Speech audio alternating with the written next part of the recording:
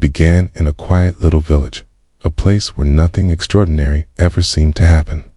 The fields stretched out in all directions, golden in the summer sun, and the simple wooden cottages lined the dirt paths that wound through the town.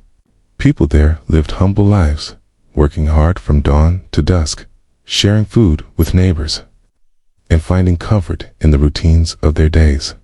It was in this very village that a boy named Robin was born, and for many years he was known to everyone as the kind, cheerful child who never turned away from helping a neighbor. Robin grew up in a small, weather-worn hut at the edge of the fields. His father had died when Robin was just a child, leaving his mother to raise him on her own. She worked tirelessly, mending clothes for the villagers, baking bread, and doing whatever she could to keep food on the table.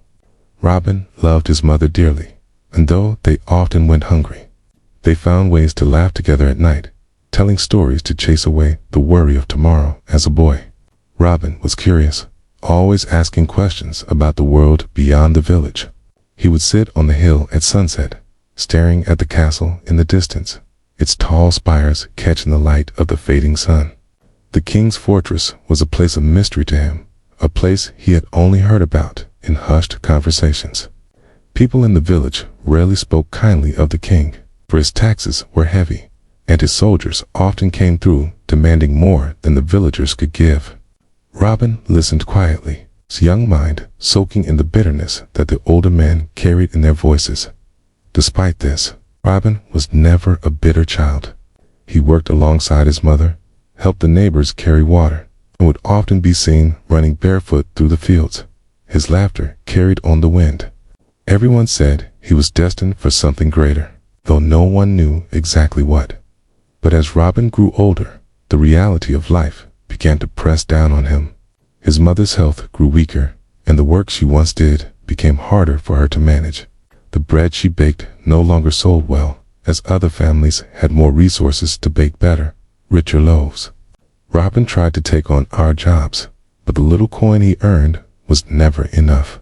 He hated seeing his mother grow thinner, her face pale from long days without proper meals. It was in those difficult years that Robin's heart began to change. One evening, after returning home empty-handed from a long day of searching for work, Robin found his mother coughing violently. She lay on their straw mattress, trembling with fever, whispering that she was fine, though her face told a different story. He sat beside her, holding her hand, and in that moment, he felt the weight of the world pressing against his chest.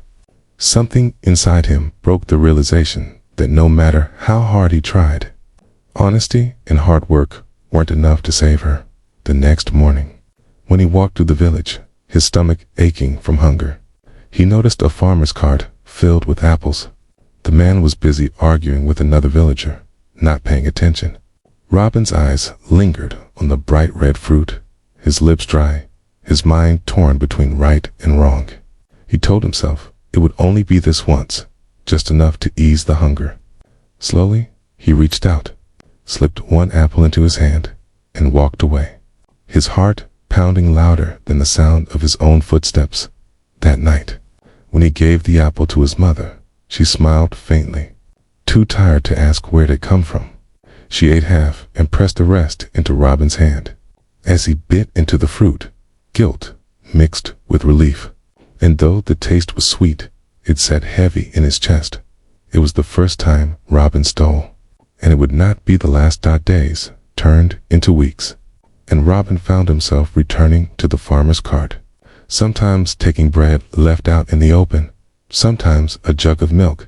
At first, he justified it. His mother needed the food, and the rich had plenty to spare.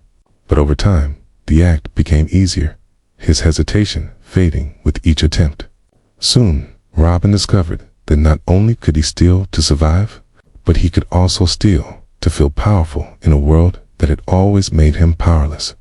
He began sneaking into barns at night, slipping away with chickens or sacks of grain. At first, he was careful, taking only what they needed. But as his skills sharpened, his greed grew too. He learned the patterns of the guards when the village watchmen grew tired, when the farmers locked their doors, and when they forgot. Robin moved like a shadow, unseen, unheard, always returning home with just enough to keep his mother alive. The villagers began to whisper of a thief among them. Though no one suspected Robin, he still smiled at his neighbors, still helped carry buckets of water, still greeted the children with laughter. But behind those smiles, he carried a secret that weighed heavier each day. His mother, though grateful for the food, began to notice the change in him. His eyes no longer carried the same innocence, and his laughter grew sharper, edged with something darker. One evening, as they sat by the small fire, she touched his hand and whispered, "Robin, whatever it is you're doing, be careful. The world is not kind to boys who take what isn't theirs." He said nothing, only stared into the fire, the crackling wood filling the silence between them. But the warning came too late. As months passed, Robin's hunger for more than just survival grew. He started sneaking closer to the edges of the castle town, where merchants from distant lands came to trade. The stalls overflowed with richest silk, spices, coins that glittered brighter than anything Robin had ever seen. The temptation was unbearable. Where once he had stolen only to eat, now he stole for the thrill of it, for the rush of his heart pounding in his chest, for the feeling of outsmarting those who thought themselves better than him.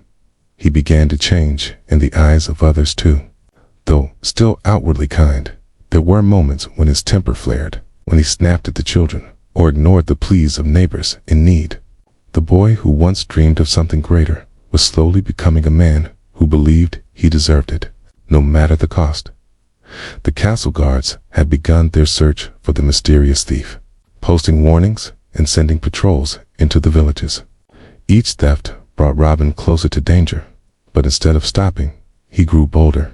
He told himself that fate had chosen him for this, that the king and his men had taken enough from the poor, and it was only fair to take something back.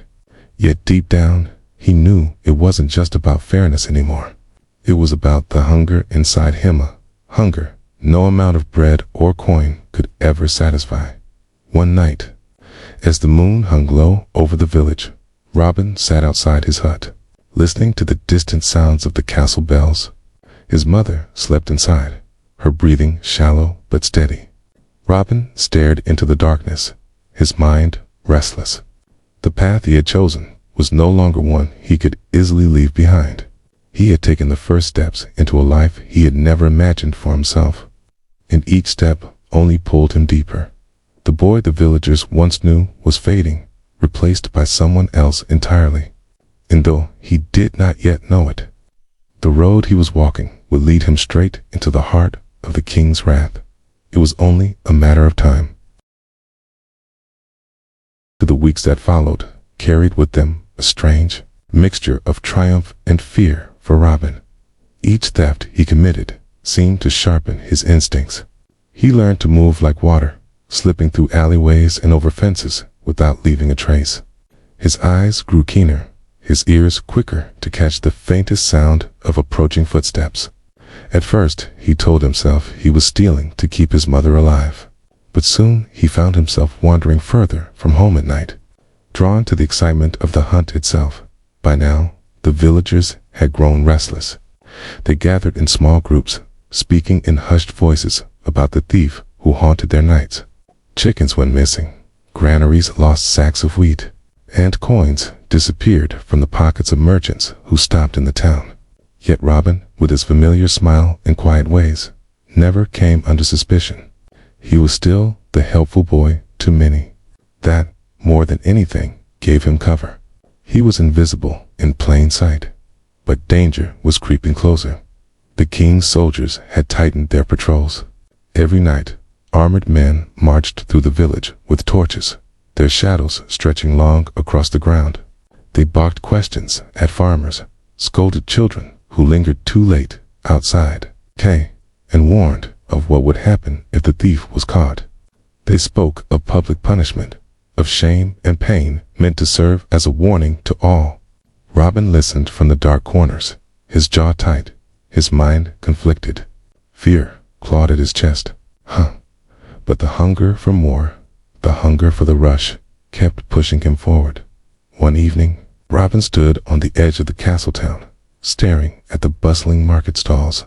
Merchants shouted their prices. Women bartered for spices. Children darted between the legs of tired horses. The air was thick with the smell of roasted meat, leather, and sweat. To Robin, it felt like another world, entirely rich, chaotic, full of opportunity. He slipped into the crowd, moving with practiced ease. His fingers brushed against coin purses, testing the weight, feeling the seams. He picked one, then another, slipping the coins into his tunic as naturally as breathing. But that night, something went wrong. Robin had just lifted a pouch heavy with silver when a sharp voice called out, "Stop, thief!" His blood froze. A merchant had spotted the quick movement of his hand, and before Robin could melt into the crowd, two soldiers turned, their eyes locking on him. His heart leapt into his throat as he bolted, weaving between startled townsfolk. Shouts rose behind him. Heavy boots pounded against the cobblestones. Robin's breath came fast and sharp, his legs burning as he darted down narrow alleys, vaulting over barrels, slipping through doorways.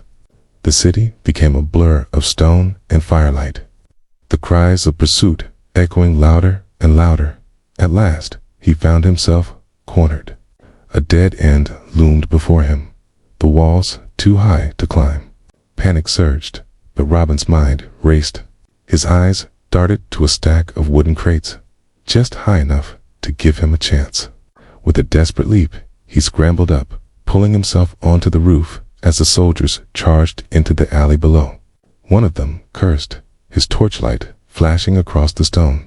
Robin pressed himself flat against the roof tiles, heart hammering so hard he feared they would hear it, for what felt like an eternity.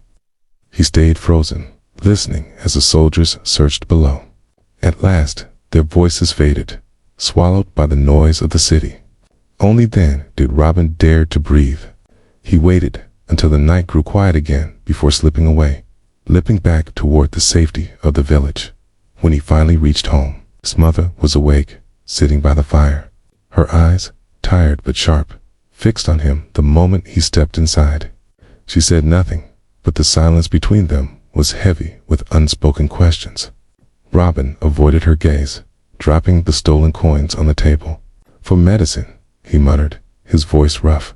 But deep inside, he knew it was no longer about medicine, no longer about survival. It had become something else entirely.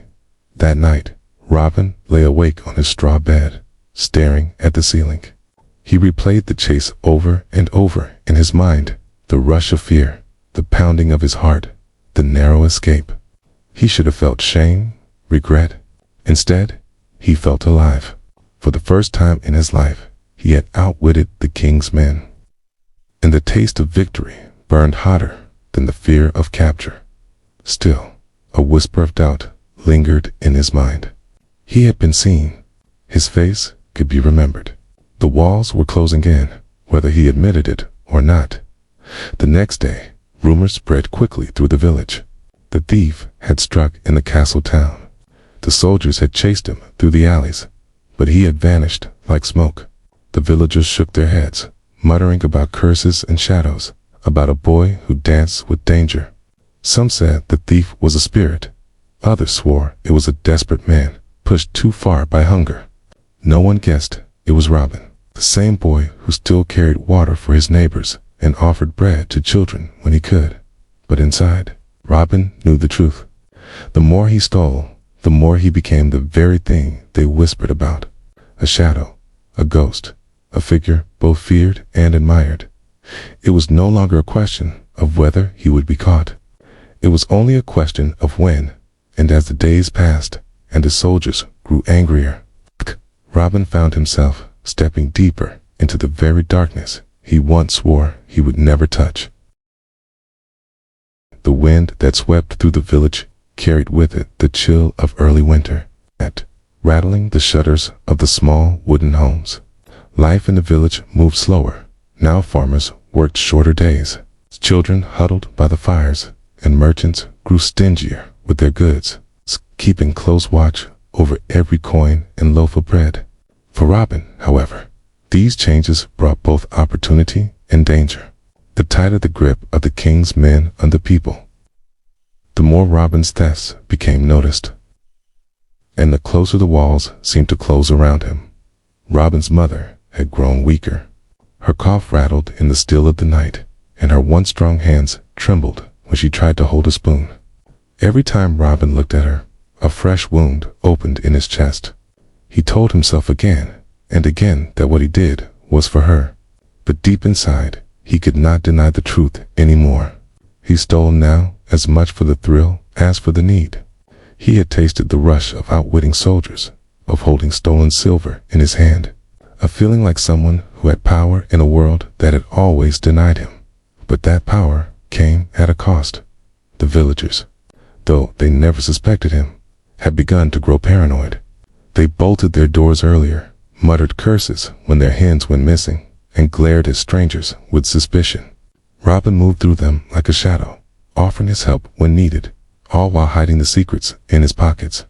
At times, he wondered if they would still greet him with warm smiles, if they knew the truth, or if they would turn him over to the king's men in an instant. It was during these uneasy days that Robin's hunger for risk led him to a new plan.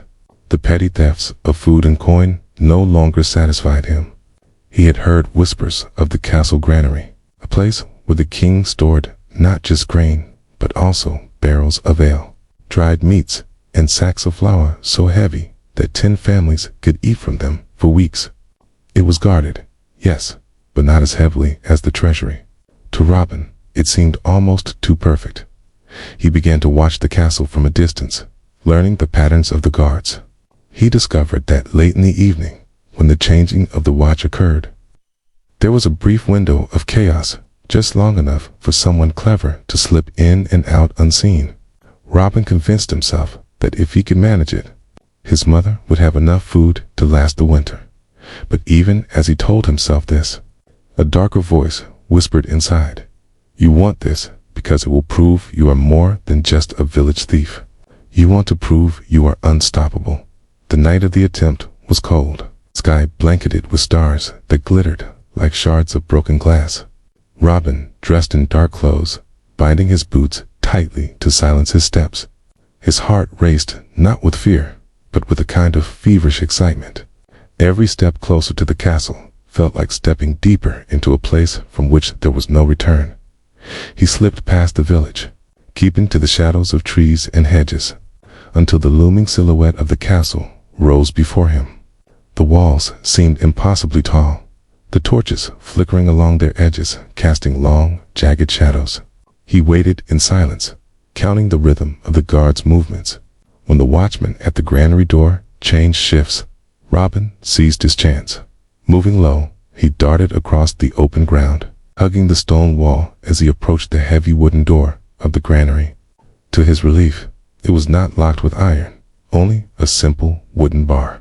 With careful fingers, he lifted it free, pushing the door open just enough to slip inside. The air within smelled of grain and dust, dry and thick in his lungs. His eyes adjusted to the dim glow of a single lantern left burning. Row upon row of sacks and barrels stretched before him, more food than his village could ever dream of. Robin felt a surge of triumph. This was it. He had beaten the king at his own game. He filled a small sack with what he could carry: flour, dried meat, a flask of ale. His hand shook as he tied the bag shut. He knew he should leave quickly, but greed tugged at him. One more sack, just one more, and his mother would be safe for months. But as he bent to lift another bundle, a sound froze him in place. Footsteps, heavy, armored, drawing closer. Robin's heart pounded as he doused the lantern, plunging the granary into near darkness. He pressed himself between 2 barrels, holding his breath as the door creaked open. A soldier stepped inside, muttering about how cold the nights had grown. The glow of his torch swept across the room, lighting the sacks and crates in a flickering dance. Robin clenched his fists so tightly his nails dug into his palms. If the soldier came any closer, he would surely be discovered. He forced his breathing into silence, his chest aching as the seconds stretched endlessly. The soldier walked slowly down the aisle, inspecting the supplies. For a terrifying moment, his torchlight hovered just inches from Robin's hiding place. The soldier paused, sniffing the air as if sensing something amiss. Robin's pulse hammered against his skull. He imagined what would happen if he were caught to chains, the humiliation, the punishment that would surely follow. But then, after what felt like hours, the soldier shrugged, muttered something about rats, and turned back toward the door. The torchlight retreated. The door creaked closed. Silence fell once more. Robin's whole body trembled as he slipped out from hiding. His shirt clung to his back with sweat, though the air was freezing cold. He grabbed the sack of supplies, slung it over his shoulder, and made his way back into the night. When he finally reached home, the first hints of dawn were painting the sky. His mother stirred weakly as he entered, her eyes falling on the sack he carried. For a moment, there was relief in her gaze, relief that they would not go hungry. But then her brow furrowed, her lips parting as if to speak. She looked at her son, not at the food, and in her silence, Robin felt a weight heavier than chains. She knew. She had always known. And her silence cut deeper than any words could have. That morning, as Robin sat outside their hut, staring at the rising sun, he felt both invincible and utterly doomed. He had stolen from the king himself. He had risked everything and escaped. But the thrill of victory carried with it a shadow that lingered in his chest. The soldiers would not overlook this theft for long, and though he did not yet realize it, this bold act was the beginning of his fall, the moment when his shadowed path would finally collide with the king's wrath. The castle stood tall above the land, its stone walls a symbol of the king's power. Within those walls, the air was thick with tension. Servants moved hurriedly through the grand halls, their whispers carrying news that spread like wildfire. The king's own granary had been robbed. At first, some dismissed it as impossible. Who would dare? The granary was guarded, watched over by soldiers, locked within the very shadow of the fortress. But when the guards opened the door that morning and found the wooden bar lifted, sacks of flour missing, and footprints on the dusty floor, there could be no denial. Someone had breached the castle itself, the commander of the guard. A broad-shouldered man named Sir Alden was summoned at once, his face flushed with fury as he knelt before the king, bowing low. "Your Majesty," he said, his voice trembling with both fear and rage. "A thief has dared to steal from your very hand. He crept into the granary during the night, slipped past my men, and escaped with what was yours. I take full responsibility." The king raised a hand, silencing him. This was no ordinary king. He was a man of iron discipline, known for his cold eyes and unforgiving judgment. His people whispered that he could see straight through a man's soul, and when his gaze fixed on Sir Alden, it felt like a blade pressing against the soldier's throat. "You speak of responsibility," the king said slowly, his voice low but sharp. "But I see no punishment fitting for such failure. Do you understand what has been done here? A thief has not merely stolen grain. He has spat in the face of my crown. He has shown the people that even within my walls, I can be defied." The hall grew silent. Every servant, every guard, every noble who stood nearby held their breath. The weight of the king's fury pressed on them all. Sir Alden bowed lower, his forehead nearly touching the floor. "We will find him, Majesty. I swear it. This thief will not escape us again." The king leaned back in his throne, the carved wood creaking under his weight. His fingers drummed against the armrest, his eyes narrowing. "Find him, yes, but more than that, make an example of him. Let the people see what happens to those who dare to defy their king." A murmur rippled through the hall. The king's punishments were notorious. Thieves caught in the past had faced the stocks, the lash, even the gallows. But this was different. This thief had stolen not from a merchant, not from a villager, but from the king himself.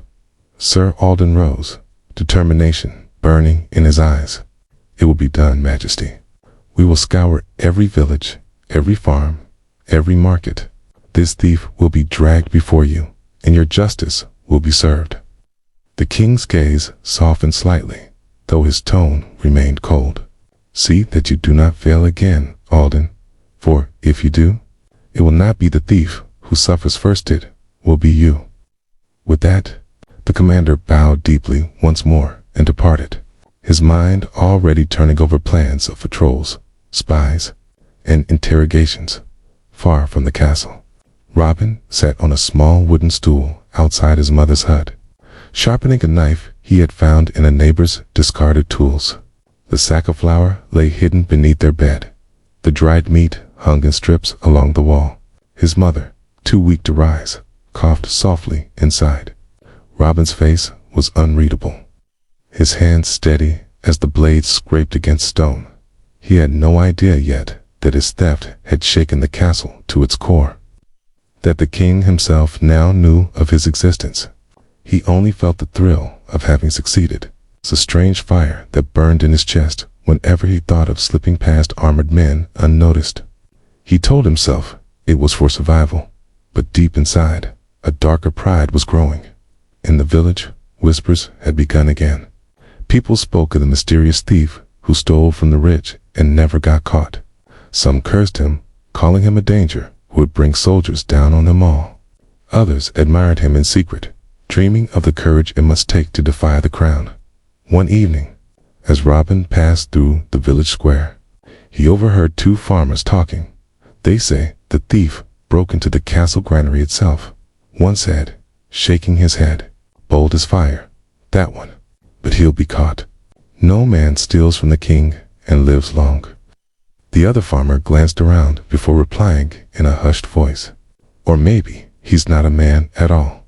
Maybe he's a spirit, sent to punish the crown for bleeding us dry. You've seen how the soldiers tremble these days, haven't you?" Robin walked past without a word, but inside, his heart stirred. A spirit, a figure of fear. He almost liked the sound of it, but not all whispers were so kind. That same night, as he returned home, an old woman called out to him from her doorway. Her eyes were sharp, her voice raspy. "Careful, boy," she said. "Shadows can only hide you for so long. The king's wrath is not like the wrath of men. When it comes, it burns everything in its path." Robin paused, meeting her gaze, then nodded slightly before slipping back into the dark in the castle. Preparations were already underway.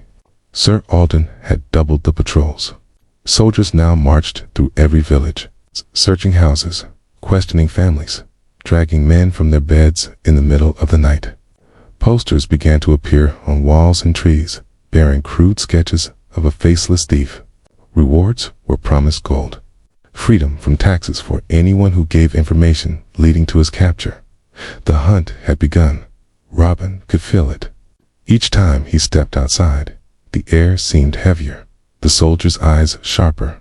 He heard the boots on the roads, the clanking of armor, the harsh voices calling out commands. He knew the circle was closing around him, and yet he could not stop the hunger for more. The fire of defiance burned brighter with each passing night. Even as the king's men searched, Robin found himself planning the next theft, daring to step even closer to the edge of ruin. He told himself it was destiny now, but deep down, he knew it was something else. It was the beginning of the end. The days that followed were restless and heavy, like storm clouds gathering above the land. Soldiers filled the roads, their torches lighting up the night, their steel boots beating a rhythm of fear into the ground. They searched barns and homes without warning, overturned carts, questioned every face they did not recognize. The village had never been so suffocated by the crown's presence. Men lowered their heads when passing guards. Women pulled their children indoors at the first sound of armor, and the once lively square became eerily quiet.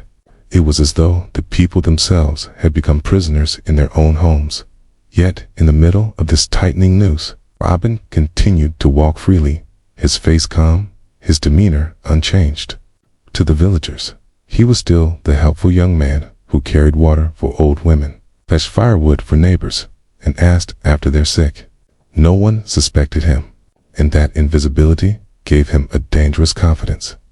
Inside, though, Robin felt the pressure building. He could not ignore the constant pounding of boots on the dirt paths, nor the way soldiers lingered near every stall at the market.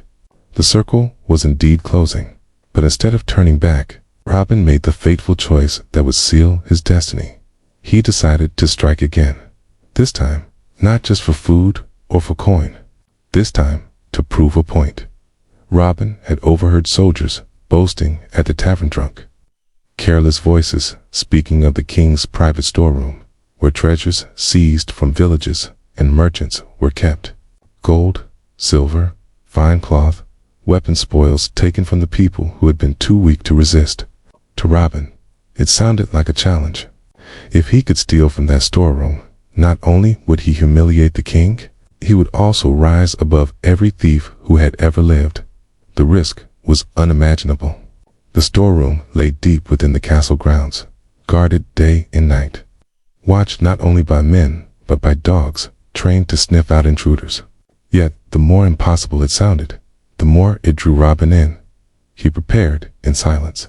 He studied the patterns of the guards again, this time watching from the forest edge for days on end. He marked the moment when the gates opened to let supply carts in, the times when torches burned low, the hours when soldiers' voices grew faint with drowsiness. He memorized every detail, his mind consumed by the plan. On the night of his attempt, the sky was overcast, the moon hidden behind thick clouds. It was the kind of darkness thieves prayed for. Robin dressed in black, binding his boots with strips of cloth to muffle the sound. He carried only a dagger light, sharp and easy to conceal. His mother slept fitfully inside their hut, her cough echoing faintly through the night. He stood over her for a long moment before leaving, torn between guilt and determination. Then he slipped into the shadows. The path to the castle felt longer than ever, each rustle of leaves sounding like a soldier's breath at his neck. But Robin's heart no longer beat with fire. He had become addicted to this sensation, this dance with danger. And tonight, he would dance in the heart of the king's fortress. When he reached the outer walls, Robin crouched low, waiting for the supply cart. As it rattled toward the gates, drawn by 2 weary horses, Robin moved swiftly, sliding under the wooden bed of the cart, pressing himself flat against the earth. The cart rolled forward, the guards glancing lazily at the driver before waving him through. Robin held his breath as he was carried past the iron gates and into the belly of the beast. Inside, the cart came to a stop. Robin waited until the driver unloaded his goods, until the sound of boots faded, before slipping out from beneath the cart. He crept between stone walls, hugging the shadows, his eyes darting for any sign of movement.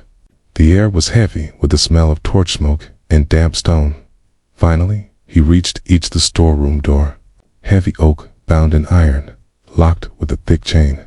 For a moment, doubt pierced him, but he had come too far to turn back. He pulled from his tunic a thin piece of wire, bent it carefully, and worked at the lock.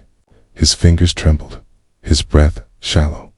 Then, with a soft click, the chain gave way. The door creaked open. Inside, Robin's eyes widened. Gold coins shimmered in wooden chests, silver goblets stacked high, bolts of fine cloth piled on shelves. It was wealth beyond imagining, wealth stolen from countless families who had bled under the king's taxes. Robin felt his chest swell not just with greed, but with a burning sense of justice. This is ours. This was never his. He filled his sack with coins, slipping in a goblet or two, a small dagger with a jeweled hilt. The weight was satisfying. It was proof that the king could be touched, that his power was not absolute. But as Robin turned to leave, a sound shattered the silence, a a sharp bark. Then another dot. His blood ran cold as the clamor of chains and growls filled the air. Torches flared outside. Boots pounded against stone. Voices shouted, "The thief! He's inside." It was a trap. Robin's heart lurched into his throat as he bolted for the shadows of the storeroom, clutching the sack tight. The door slammed open, soldiers pouring in with blades drawn, torches blazing. Their eyes locked on him, and in that instant, Robin knew he had been expected. He dove past a soldier, slashing at the man's arm with his dagger. Blood sprayed. The soldier roared, but Robin was already sprinting. Weaving between crates, dodging the snapping jaws of dogs, lunging at his legs. The storeroom erupted into chaos, shouts echoing, steel flashing. Robin reached the door, bursting into the night air. His lungs burned, his muscles screamed, but he forced himself forward, darting between stone arches, scrambling over barrels. Behind him, the pursuit thundered like a storm. For a moment, freedom seemed possible. The outer wall was just ahead. If he could reach it, if he could scale it, he might vanish into the night once more. But fate had other plans as he sprinted toward the wall. A figure stepped out of the shadows, Sir Alden, the commander himself. His blade gleamed in the torchlight, his stance steady, his eyes sharp with triumph. Robin skidded to a halt, chest heaving, sweat pouring down his face. Soldiers closed in from behind, torches surrounding him like a cage of fire. The sack of stolen treasure slipped from his shoulder, coins spilling across the stones with a ringing clatter. Robin tightened his grip on his dagger, his eyes darting wildly. He was cornered, trapped, for the first time since his descent into thievery began. He felt true fear, not of hunger, not of failure, but of the end. Sir Alden raised his sword. "The king has been waiting for you, boy." Robin's chest rose and fell, his hand trembling on the dagger's hilt. The weight of his choices pressed on him like never before. He had dreamed of outsmarting them all, of rising above the crown. Instead, he now stood in the firelight, surrounded. His fate sealed, and as the soldiers advanced, Robin knew this was the night his shadow finally failed him. The night of Robin's capture bled slowly into dawn. By the time the first pale light touched the sky, he was bound in heavy chains, his wrists rubbed raw, his ankles shackled so tightly he could barely walk without stumbling. 2 soldiers dragged him forward, each armored step of theirs echoing like a drumbeat of finality. The sack of stolen treasure clattered beside them, carried by Sir Alden himself. The castle courtyard was already alive with noise. Word had spread quickly. The thief who had stolen from the king had been caught. Servants whispered from behind pillars. Stable boys perched on fences, craning their necks to see. And nobles in fine robes gathered with cold curiosity. Their eyes were filled not with pity, but with the hunger of those eager to watch justice gruel. Sharp justice unfold. Robin's head hung low, his dark hair falling into his eyes, but his mind burned with fire. Every chain that bit into his flesh was a reminder of the path he had chosen. He told himself he did not regret it, that what he had taken was never the king's to begin with. Yet, as the courtyard doors swung open and the throne room loomed before him, a weight heavier than iron pressed against his chest. The soldiers dragged him inside. The throne room was vast and cold, its stone walls lined with torches whose flames danced in the draught. At the far end, upon a dais of carved marble, sat the king. His crown gleamed faintly in the light, his face sharp and unyielding. Beside him stood advisors and lords, their eyes narrowing as Robin was forced to kneel upon the floor. For a long moment, the hall was silent. Only the crackle of torches and the faint clink of Robin's chains filled the air. The king leaned forward, his gaze cutting into Robin like a blade. "So," the king said at last, his voice deep, deliberate, every word echoing through the chamber. "This is the boy who thought himself greater than the crown. Tell me, thief, what drove you to dare what no other man has: hunger, greed, or simply foolishness. Robin lifted his head slowly. His lips were dry, his throat raw, but his voice did not tremble. What I took was never yours. It was stolen from the people grain coin, treasure taken from villages that bled under your taxes. I only returned to my mother what you had taken from her. A ripple of murmurs passed through the hall. Some nobles shifted uncomfortably, others sneered. Sir Alden's jaw tightened, his hand gripping the hilt of his sword. But the king only studied Robin with a cold, unreadable expression. You speak of justice, the king said quietly, yet you cloak yourself in shadows, striking in the night like a coward. You take not only what you claim is owed, but more gold, silver, weapons, trinkets. Do you call that survival? Do you call that justice? Robin's chest heaved, his hands trembling in their chains. I call it defiance. You starve us, you strip us of everything, and still you demand more. You wanted obedience? I gave you rebellion. Gasps filled the hall. It was unthinkable speaking so to the king, spitting words of rebellion in the very heart of his fortress. Soldiers shifted uneasily, their grips tightening on their spears. The king's lips curled into something that was not quite a smile. Defiance. He rose slowly from his throne, each step echoing as he descended the dais. His robes swept across the floor, his presence towering as he stopped before Robin. The boy had to tilt his head back to meet the monarch's piercing gaze. You are bold, the king said, his voice low and dangerous. But boldness does not make you strong. You are a thief, nothing more. And thieves, his words cut the air like steel, must be made into lessons. He turned, raising his voice for all to hear. This boy will face punishment, not in silence, but in sight of all. Tomorrow, at dawn, he shall be brought to the village square, where the people he deceived with his shadow tricks will witness the cost of treachery. Let them see what becomes of those who think themselves greater than the crown. The nobles murmured approval, their voices a swell of cruel satisfaction. Soldiers nodded, armor clinking as they struck the butts of their spears against the floor. Robin's heart sank, but he did not bow his head. His jaw clenched, his eyes burned with the last remnants of defiance. If he was to die, he would die staring at the man who had bled his people dry. The king turned back to him, his gaze like ice. You wanted to be remembered, boy. You shall be remembered as the fool who defied his king and paid the price. Okay. With a sharp gesture, the soldiers hauled Robin to his feet. The chains rattled as he was dragged backward out of the throne room, past the sneering faces of nobles and the wide, fearful eyes of servants. As the heavy doors closed behind him, the echo of the king's decree rang in his ears.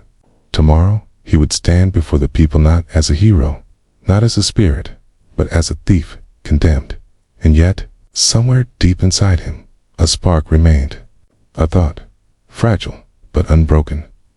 If this is the end, let them see me not as broken, but as unafraid. That night, locked in the cold stone cell beneath the castle, Robin lay on the hard floor, chains binding him to the wall. He listened to the drip of water, the distant shuffle of guards' feet.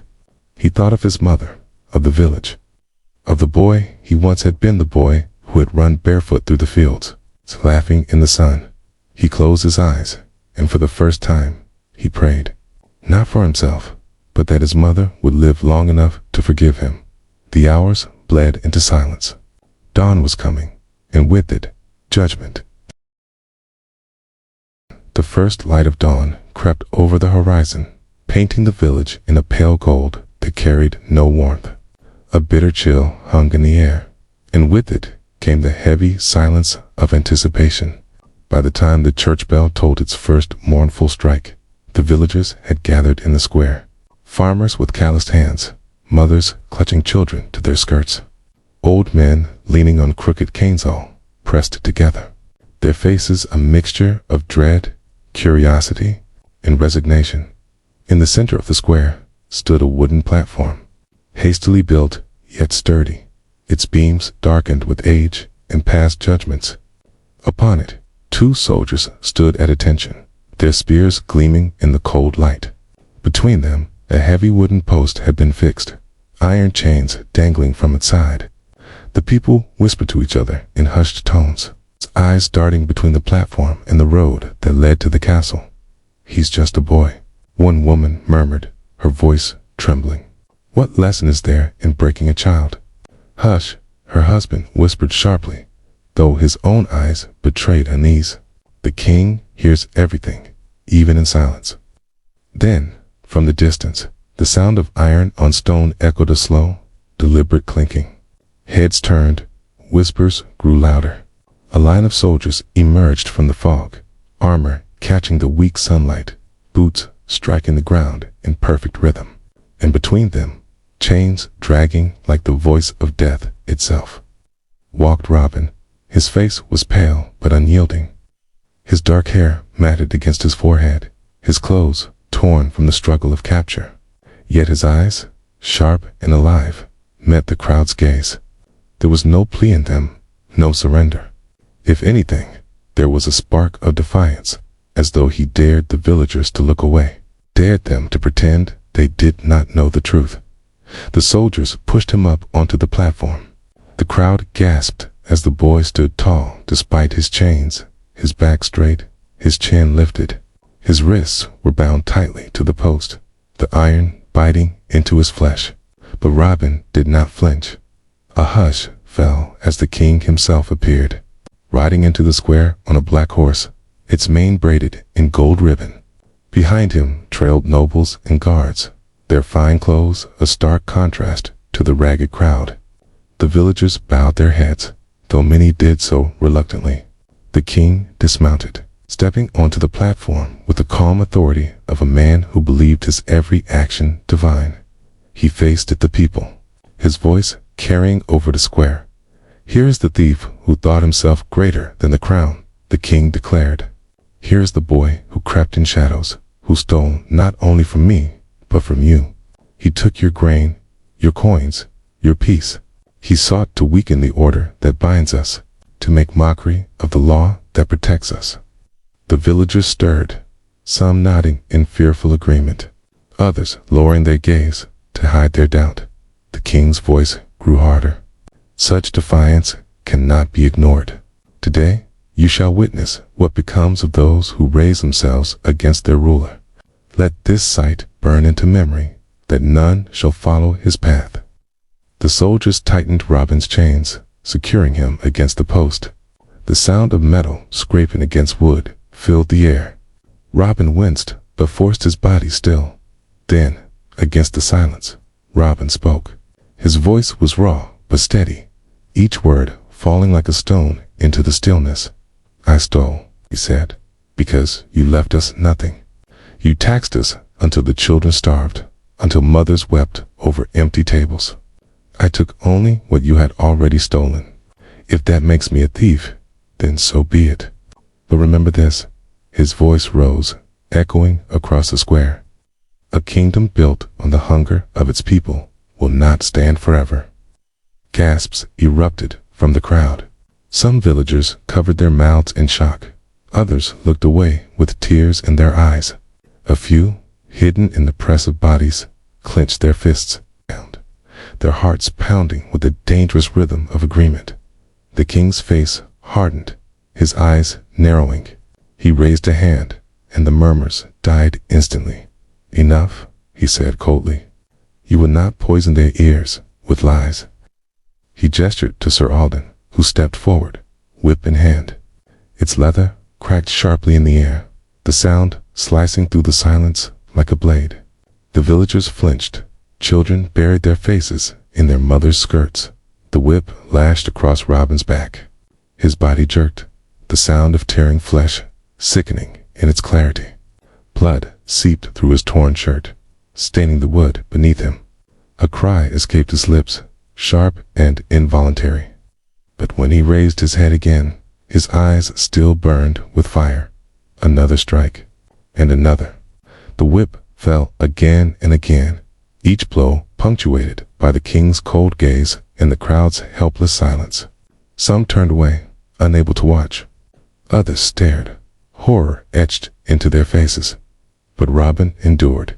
His voice broke the rhythm of the lash, hoarse but unbroken. You can chain me, you can break me, but you cannot silence what they know. You cannot silence the truth. The whip struck again, silencing him in pain, but his words lingered in the air. It's heavy and dangerous. At last, the king raised his hand. Sir Alden lowered the whip, his chest heaving, sweat streaking his brow. The soldiers stepped back, their eyes avoiding Robin's broken form. The king turned once more to the villagers. Behold, your justice. Let it be known, the crown is unyielding. Those who defy it will suffer as he has. Remember this day, and let fear keep you obedient. The soldiers unchained Robin from the post, but his body collapsed, too weak to stand. They dragged him from the platform, his blood staining the stones as the crowd parted in silence. Mothers wept softly. Fathers clenched their jaws. Children stared, wide-eyed, their innocence scarred by what they had witnessed. And yet, in the hearts of many, a seed had been planted. The boy's defiance, his words spoken through pain, clung to them like a spark waiting for wind. The king had sought to silence rebellion, but in punishing Robin, he had given it a voice. That night, as the square emptied and torches burned low, whispers began to move like shadows through the village. Whispers of the boy who had defied the king, who had spoken truth in chains, who had endured pain, yet refused silence. Robin's body was broken, but his spirit, his defiance, was becoming legend, and the people would not forget. The night after Robin's punishment was heavy with silence, yet the silence was not the silence of peace.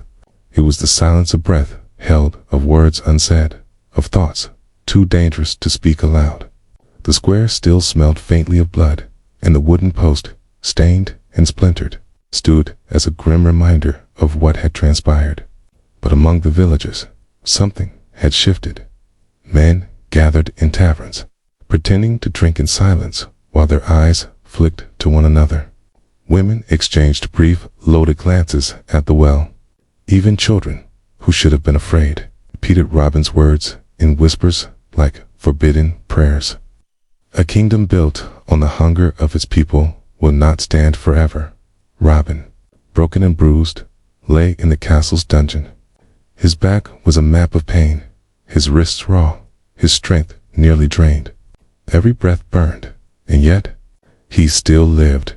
Each time his eyes fluttered open, he saw the cold stone above him, the flickering torchlight on the damp walls, the shadow of a guard seated just outside his cell.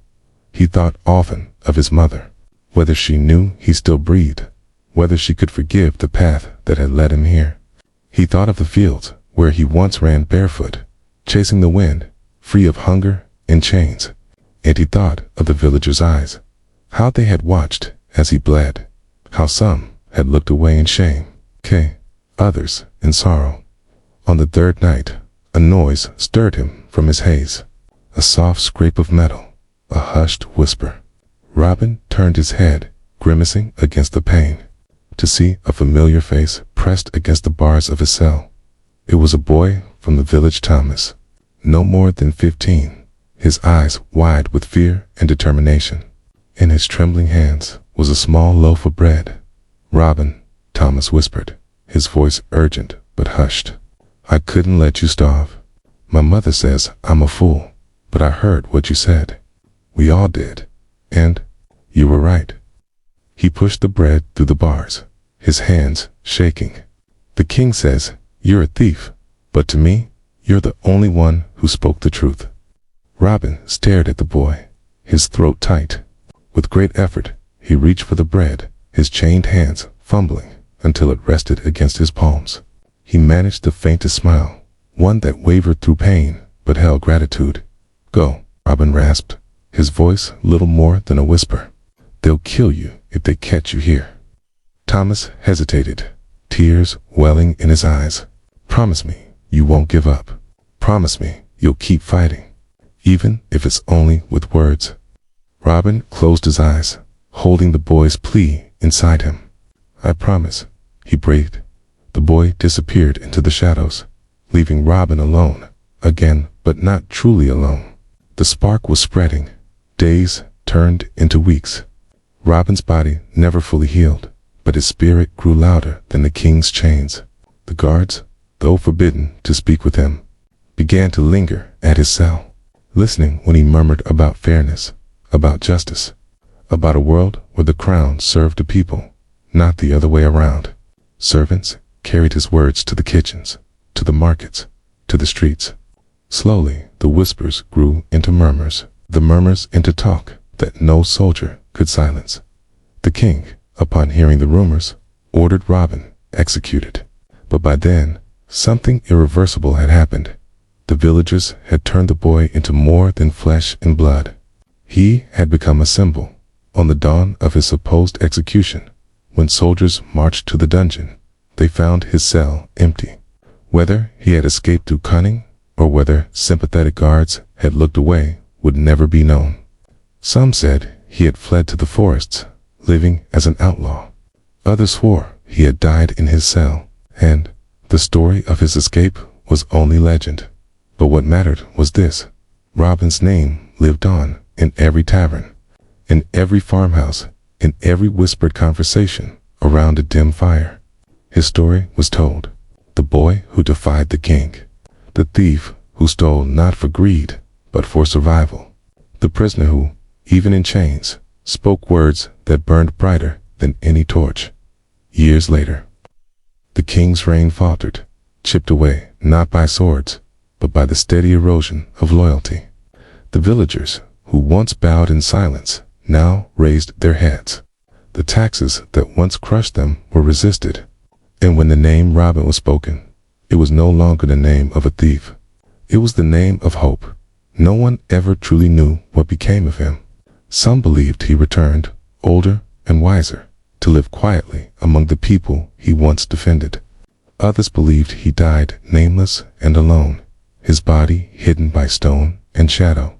But in the end, it no longer mattered. Robin had become what even kings could not kill, a legend, and legends live forever.